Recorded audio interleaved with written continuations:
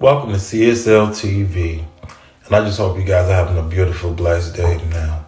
If you're new to the channel, this is just a review, a reaction, an informational channel. We're going to review some of this content, you know what I'm saying, some of the things that goes on in the world. We're going to react, talk about it, you know what I'm saying? And then if it's something that's going on that I find, I feel like the world needs to know or ain't nobody heard about it yet, that's the informational part. So subscribe to the channel because you'll be doing a good deed by helping me out, and it's free. Like and comment down below what made you watch CSL TV. And you know what I'm saying, I use that feedback to bring content different type of ways instead of just, you know what I'm saying, oh, bam. But I don't want to make this intro too long. Let's get it. Just hit the center divider, smoke coming out of the tail end here. This story out of California is tragic. It all went down about an hour east of LA, where police were searching for a wanted man. An officer spotted the suspect's car and carried out a traffic stop, and while being pulled over, the wanted man shot the policeman. This surveillance video catches the moment that residents in the neighborhood call 911, and more officers soon descend on the scene to care for the fallen deputy. Soon after, cops spot the wanted man's car on the interstate, and after refusing to pull over, he leads the police on a chase up and down the highway. The man repeatedly exits and enters the freeway, and dozens of cars end up joining in on a massive manhunt. At one point, officers deploy a spike strip, and the man's car begins to smoke and slow down. Continuing the freeway, next exit will be 2nd Street.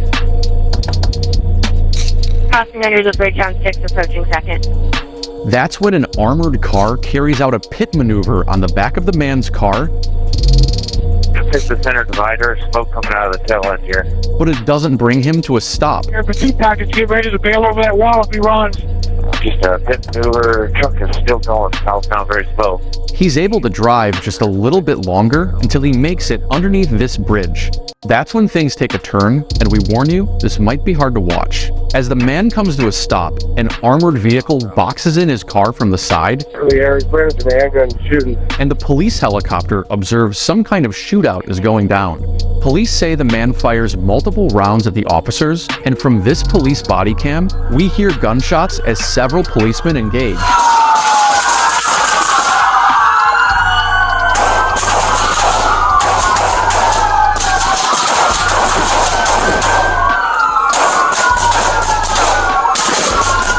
The shootout brings down the wanted man, who dies on the scene. This all went down before the new year, but the footage was just released. The 32-year-old policeman shot during the initial traffic stop ended up dying from his injuries. He was honored by his friends, family, and fellow officers at a memorial. Our son is gone. We hurt so much. You fought the good fight, my boy.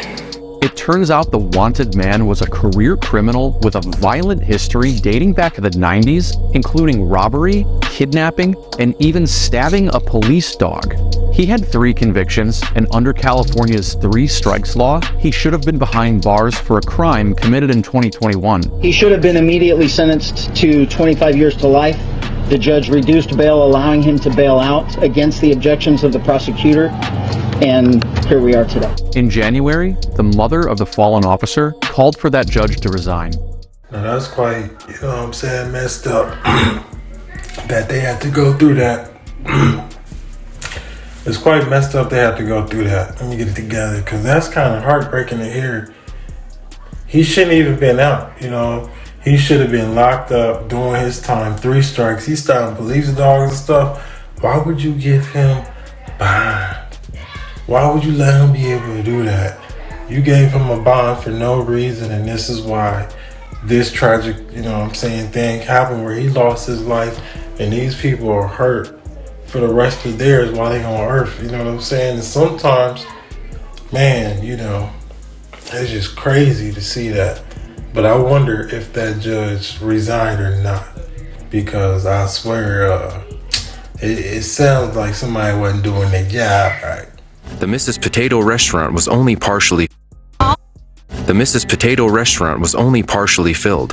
One of the tables still in use was occupied by a family of 4. 2 adults and 2 children, an 11-year-old boy and a 4-year-old girl. Flavane, who was not assigned to the table, noticed a number of off-putting occurrences while taking the family's order. Previous to the waitress's first approach to the table, she did notice a scratch on the boy's face. When she came over to see if they needed anything else, she noticed multiple visible bruises on the boy, including on his face. Flavane also took note of the fact that the 11-year-old was also the only one at the table who did not receive a food order. The adult male, later identified as the child's stepfather, stated that the boy would eat when they arrived at home. Being a mother herself and recognizing the multiple red flags of child abuse, the heroic waitress immediately did her due diligence to make sure the boy was okay. She hastily created a small sign to silently ask if he was okay and if he needed help, and placed it in a manner that he could only see. When he was able to confirm Flavane's suspicions that he was being abused, she discreetly dialed 911. Orlando Police 911, this is Fahad on the recorded line. What's the address of your emergency? It's 4550 South Kirkman Road.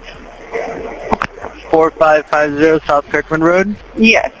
Alright, do you need the police or the paramedics there? I don't know. I need you. I don't know what to do. I'm a manager of a restaurant, and we have some customers here with 2 kids. One of the kids is with a lot of bruises on his arms and on his face. Okay. And the parent is not done giving food for him, but is giving to the another kids that are with them. And the one is so quiet, and I asked him on a paper if he needs help. And first he turned his head saying that no, but he keep looking at me, and I write in another page if he needs help again, and he make me a sign that yes, he needs help. So I don't know what to do. Okay, so are they at the restaurant right now? Yes. Okay, what's the name of the place? It's Mrs. Potato Restaurant. Mrs. Potato Restaurant? Mrs. Potato, Alright, and the family that's there, is it, how old is the child, first of all? How old does he look to you? About 8 years old. It's a couple with 2 kids. Okay. A little girl and the boy. The boy is the one that a parent is in trouble. Okay. And the other kids are being treated fairly from what it looks like? I'm sorry? The other kids look like they're being treated fairly? No, just the boy is with bruises and he's not eating. The others are eating. And when we get their orders, we ask what the boy is going to eat. And the father, the man said, no, he's not going to eat anything. He's going to have his dinner at home. And the 3 is eating, and the boy is separate from them, and they give anything to him. Okay. All right. Well, just keep an eye on them. Of course, you can't stop them from leaving or anything, but I will let the police will come out there as soon as possible. Just call us back if anything changes before they leave. Just to confirm, also, do you see any weapons on anybody? No. Okay. Did you ever see him being assaulted in any way or anything like that, or no?